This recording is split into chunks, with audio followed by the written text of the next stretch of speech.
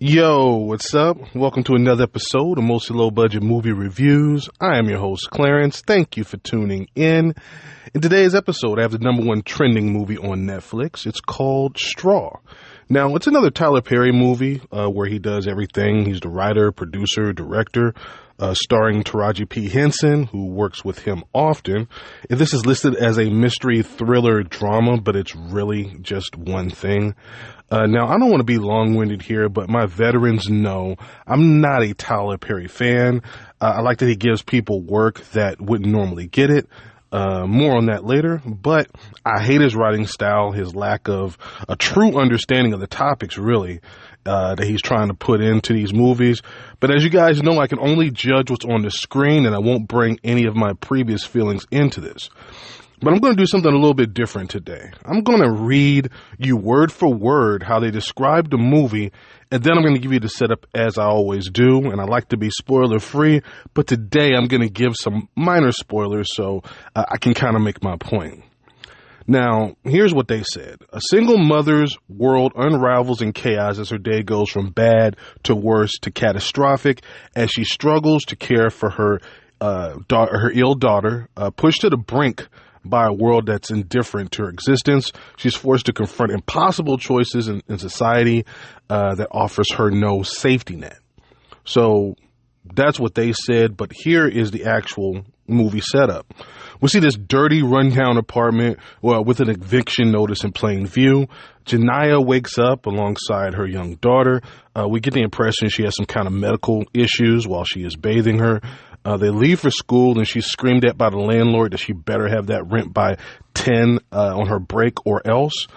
She goes to work, and her boss is a jerk, pretty much. Something's wrong with her daughter, and she has to leave. He gives her a limited amount of time to get back. So she goes to the school, child services is there, and they're taking her daughter away.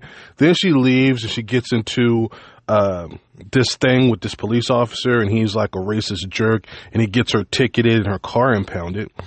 She gets back to work, and her boss is mad because she took too long, and he fires her on the spot. She asks for a paycheck, but he refuses. She goes home, and all her stuff is outside because she's been evicted. She goes back to her job to try and get her check and gets caught up in this robbery. And yeah, that's where I'm going to stop. From there, she's accused of robbing a bank, and the police come, and it's a whole big misunderstanding. And is she going to be able to talk her way out of this? Now, there's no pro score, but the audience came in at a 79% on over 100 ratings.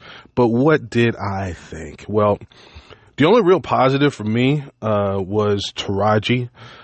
She always acts with emotional depth, although she does get close to overacting and hamming it up a little bit. But I put that on Perry's direction more than her. So let's just get started here. What I described was literally the first 30 minutes of the movie. I actually had to take a break because it was just heavy thing after heavy thing after heavy thing with no let up.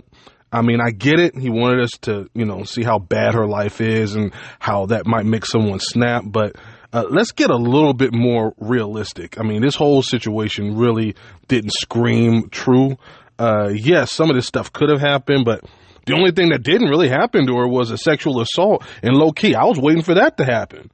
And this is why I don't like his writing. There's no subtlety. There's no nuance to it. He is so heavy-handed, and he beats you over the head with his messaging. Black women are always the victims. They're always done dirty.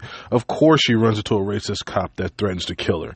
I mean, he pulls out every stereotype imaginable, and the bank thing got really irritating.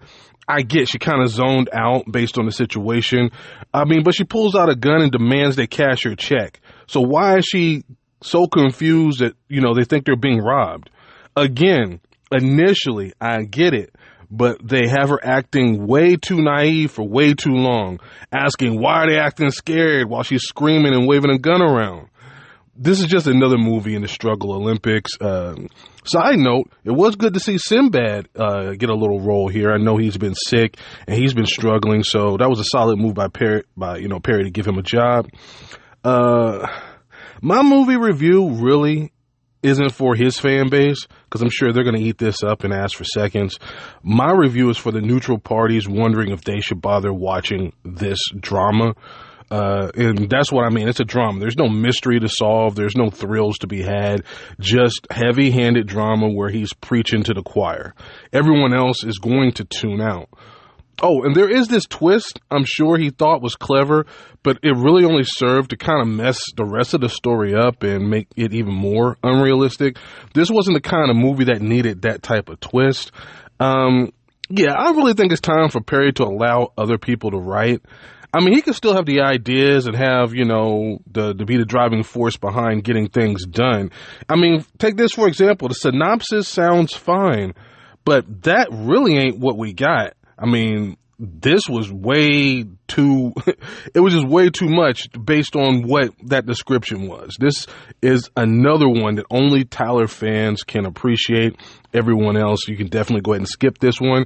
And I say skip it. If you haven't seen any Tyler Perry movies, maybe watch this. But if you've seen other Tyler Perry movies, it's the same thing he always does. The same beats, the same emotional beats, the same heavy-handed messaging. He does the same thing in every movie.